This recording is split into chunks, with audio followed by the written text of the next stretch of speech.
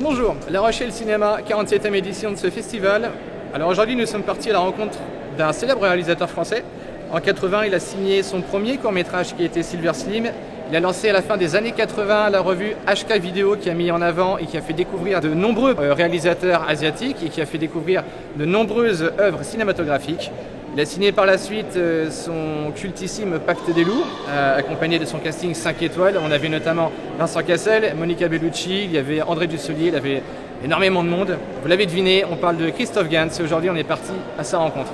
Alors tout d'abord, avant de commencer de te poser des questions, moi j'aimerais te remercier.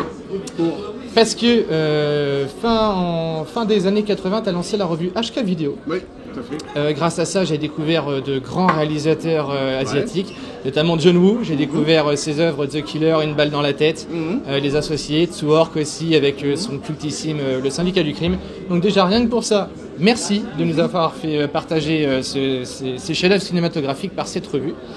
Alors Christophe, moi je voulais savoir quel était justement ton genre de cinéma préféré, ton genre cinématographique préféré. T'en as aucun ? Non, aucun, j'aime tous les genres. T'as été influencé par des œuvres majeures ? Bah oui, forcément, de toute façon, moi je suis né en 1960, donc j'ai commencé à aller intensément au cinéma à partir de 1970. Donc j'ai vu les sorties, Le Bon, la brute et le truand, La Horde sauvage, La Rage du tigre, voilà, donc c'était les films que j'allais voir avec mes potes à Antibes, parce que c'était là où j'habitais. Et forcément c'était une période extrêmement riche, avec des cinématographies très différentes qui venaient de plein de pays du monde. Et forcément t'es pris à l'intérieur d'un maelstrom d'images, de sensations qui viennent de tellement de cultures différentes. C'est très difficile à expliquer aux gens aujourd'hui qui massivement bouffent soit de la comédie locale, soit du cinéma hollywoodien. Mais il n'y a plus cette espèce d'énorme panel qu'on avait à l'époque, parce qu'on allait voir, je dis bien, des films chinois, des films américains, des films italiens. Il y avait même beaucoup de films des pays de l'Est qui nous arrivaient, etc. etc. Donc tout ça fait qu'effectivement, moi j'appartiens à une génération de cinéphiles qui est très, très différente de ce qu'on peut avoir aujourd'hui. Ouais.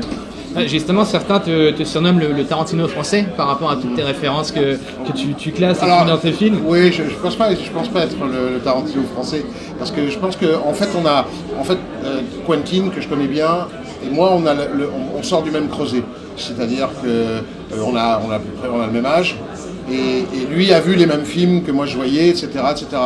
Plusieurs fois j'ai eu des conversations avec lui et on a finalement deux rapports assez complexes par contre et assez différents à ce cinéma. Et je crois que lui, ça passe énormément par l'écriture. Moi ça passe énormément par le visuel, la visualité je dirais. Donc c'est très très très différent.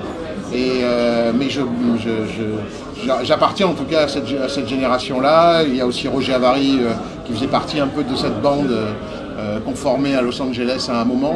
Quand je suis parti à faire mes premiers films aux États-Unis, c'est vrai qu'on se voyait beaucoup avec Quentin et Roger.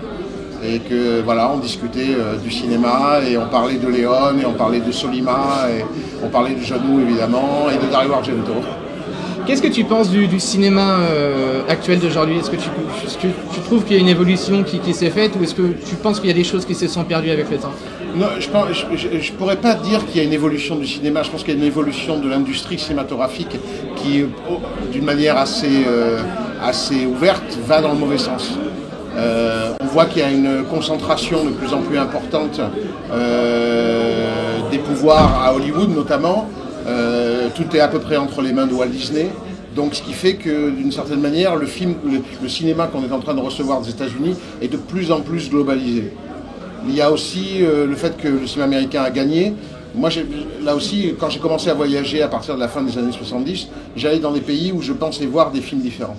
Donc j'allais par exemple en Tchécoslovaquie, ou j'allais à Hong Kong, et j'allais aux États-Unis, et je voyais sur les écrans des films que je ne voyais pas en France. Aujourd'hui, que vous alliez à Zagreb, à Pékin ou à Paris, vous voyez Captain America. Donc en cela, je pense que l'évolution de l'industrie cinématographique va dans le mauvais sens. C'est-à-dire que c'est en train d'affadir tout ce qui est les particularismes locaux qui nous permettaient de voir des films comme Suspiria ou les films de Dario, qui sont typiquement des films italiens, typiquement latins, etc. Donc le cinéma d'aujourd'hui, le cinéma en tout cas commercial aujourd'hui, est très peu intéressant. Mais sur la quantité, il y a forcément des très belles choses. Et puis il y a des signes quand même que des choses intéressantes sont en train de se produire, notamment il y a une nouvelle vague de jeunes cinéastes indépendants américains, ceux qui ont réalisé Hérédité, It Follows, La La Land, etc., qui montrent qu'il y a quelque chose qui est en train de se passer. Et que le cinéma américain n'est pas uniquement, le bon cinéma américain n'est pas uniquement concentré entre les mains aujourd'hui de cinéastes qui ont plus de 70 ans, genre, évidemment James Cameron, Steven Spielberg, George Miller, qui sont les grands metteurs en scène d'aujourd'hui.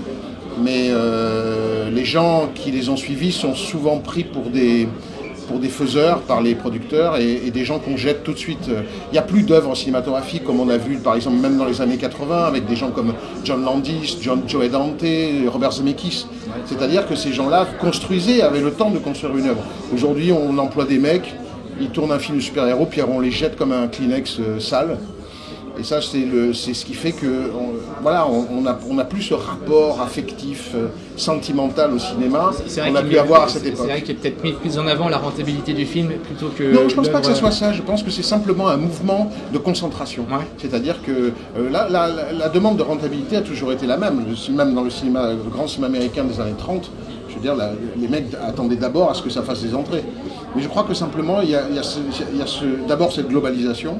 C'est-à-dire qu'aujourd'hui, le cinéma, c'est un produit comme un jean diesel ou une paire de pompes, quoi. Et puis, il y a en plus la concentration entre les mains de gens qui, soit dit en passant, ne sont pas nécessairement adeptes de la médiocrité, mais qui, par le fait qu'ils maîtrisent complètement l'industrie, finalement, ne cherchent pas à faire quelque chose d'étonnant, quoi.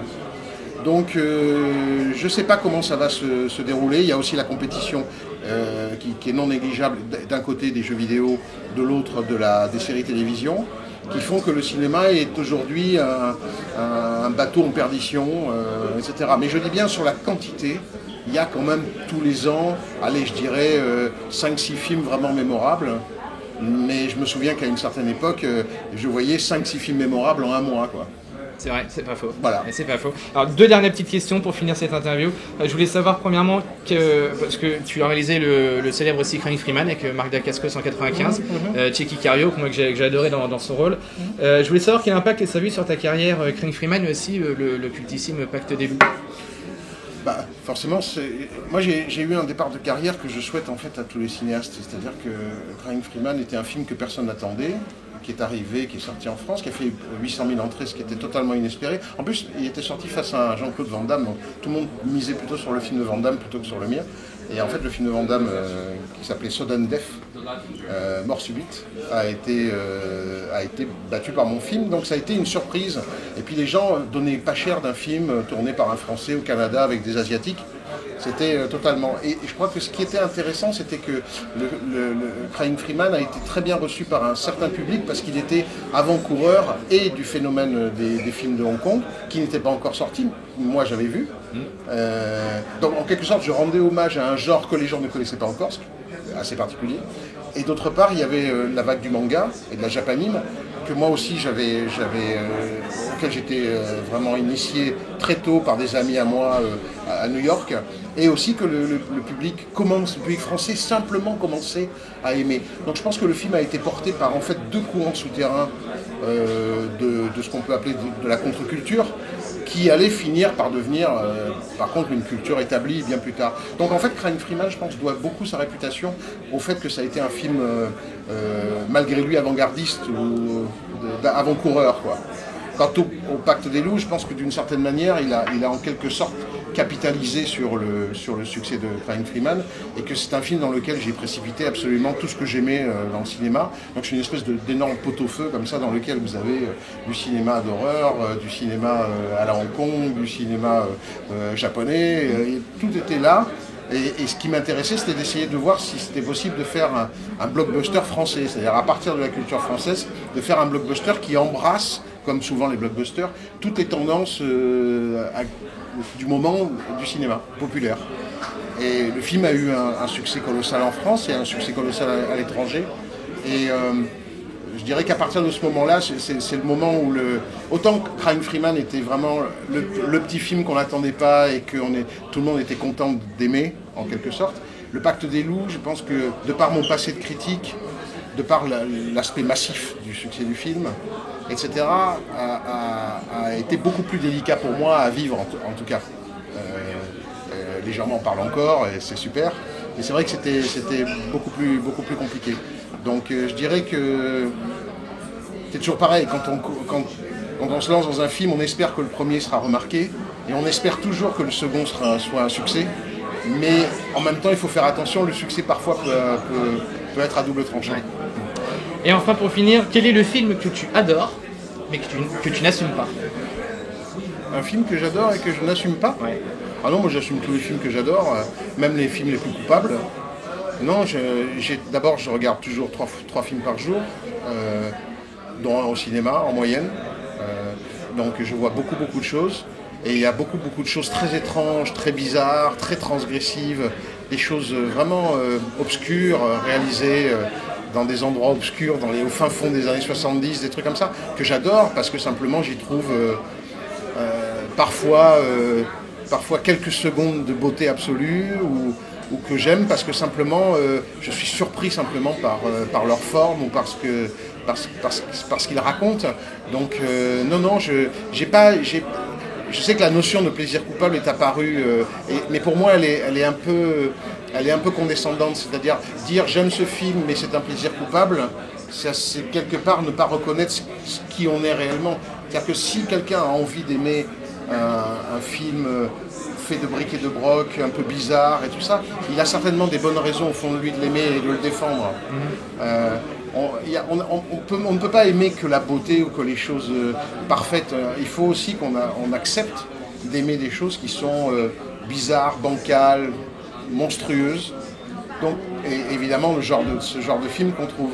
Donc, j'aime pas l'ironie qui généralement entoure une certaine sorte de cinéma. Je veux dire, pendant longtemps, les films de Dario Argento étaient des plaisirs coupables pour les gens.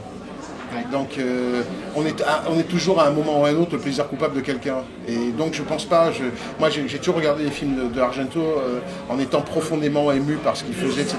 Et j'avais autour de moi des gens, notamment quand je faisais mes études de cinéma, des gens qui ricanaient, quoi. Qui ricanaient en disant non, c'est naze, pourquoi t'aimes ça?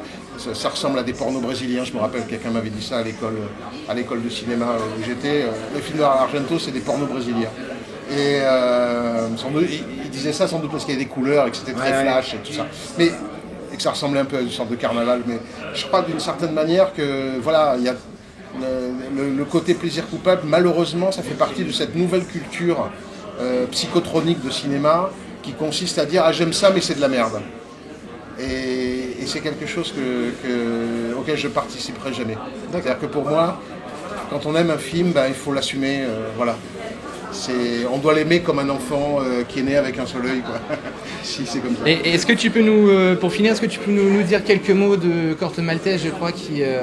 Pour l'instant, le film est en suspens. Enfin, il y a dû à un événement tragique qui a été la mort de mon producteur et ami Samuel Hadida, avec qui j'ai travaillé pendant 30 ans, qui a donc été le producteur de tous mes films sauf de La Belle et la Bête. Et donc on était à Los Angeles en vue de la finition du montage financier du film quand il est mort d'une manière fulgurante. Donc pour l'instant le film est sur le côté, donc je travaille sur d'autres projets. Et je dirais que la seule chose qui est importante pour moi, c'est évidemment la peine que ça m'a fait. Le sort du film, après, je dirais que quand quelqu'un meurt, c'est très difficile de maudire le sort et d'avoir un rapport particulier à la fatalité. Ce que je veux dire, c'est que voilà, cet homme qui était un pote à moi, avec qui on a eu tellement d'aventures à travers le monde pour faire des films complètement dingos, qu'il disparaisse aussi soudainement, c'est la seule chose pour moi dont je me souviens. On a travaillé 2 ans sur Porto et je pense qu'il avait vraiment envie de voir le film. Et voilà, donc Corto Maltese pour l'instant ça rejoint les serpents de mer. Voilà. Ok. On verra bien ce qui arrivera de ce projet.